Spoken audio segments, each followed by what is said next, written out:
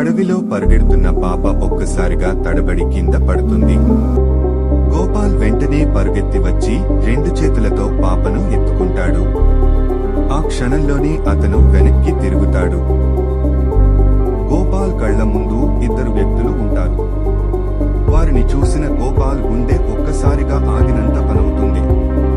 తన శ్వాస ఆగిపోతూ గట్టిగా, హే, ఎవడ్రా మీరు అని అరిచేస్తాడు. వాళ్ళు మాటలు అనకపోయినా గోపాల్కు అర్థమవుతుంది వాళ్ళు తన కోసమే వచ్చారని.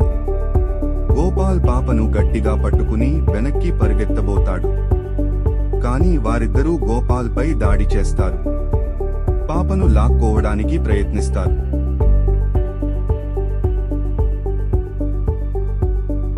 తడబడిన పాప నేలకే కూలిపోతుంది. మెళకువ వచ్చిన పాప కళ్ల ముందే గోపాల్ను వాళ్ళు గట్టిగా కొడతారు. భయంతో పాప గట్టిగా ఏడుస్తూ అరిచేస్తుంది. గోపాల్ పాపను కౌగిలించుకుని ఓదారుస్తాడు. అంతలో వెనకాల నుండి ఒకడు వచ్చి గోపాల్ తలపై గట్టిగా కొడతాడు.